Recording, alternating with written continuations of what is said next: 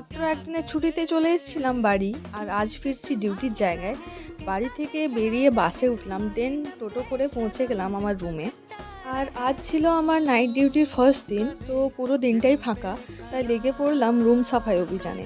তো যেই ভাবা সেই কাজ, বেডশিট চেঞ্জ করে ঝাড় দিয়ে রুমটা ভালো করে মুছে নিলাম। রুম অগোছালো থাকলে আমার একদমই ভালো লাগে না। তোমাদের কার কার সাথে এমন হয় অবশ্যই কমেন্ট করে জানিও। দেন আমি হেয়ার সিরামটা লাগিয়ে একটু ম্যাসেজ করে নিলাম, যেটা আমি রেগুলার ইউজ করি। তো তোমরাও দেখতে পাচ্ছ যে আমার হেয়ার ফল কিন্তু আগের থেকে অনেকটাই কমেছে, আর নতুন বেবি হেয়ারও হয়েছে। তো এরপরেই স্নান করে আমি স্কিন কেয়ারটা করে নিলাম, কারণ উইদাউট সানস্ক্রিন ছাদে যাওয়া আমার পক্ষে সম্ভবই নয়। তোমরাও কেউ যেও না উইদাউট সানস্ক্রিন রোদে। শীতকালে ঠান্ডা বেশি হওয়ার জন্য আমরা রোদে অনেকক্ষণ থাকি, সেটা ঠিকই আছে, কিন্তু রোদে যাওয়ার আগে অন্তত ভালো একটা সানস্ক্রিন স্কিনে অ্যাপ্লাই করো, তারপরেই যতক্ষণ ইচ্ছা রোদে থাকো, কোনো ব্যাপার না। তো এদিকে দেখো আমার মোজা শুকানো নিনজা টেকনিক। তোমরা কারা এরকম করো অবশ্যই কমেন্টে জানিও।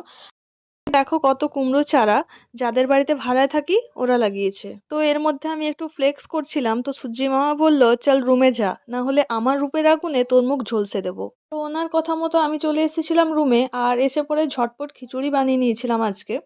তো আমি খেয়ে নিই, দেখা হচ্ছে নেক্সট ব্লগে। ভালো লাগলে অবশ্যই লাইক আর শেয়ার করে দিও। টাটা।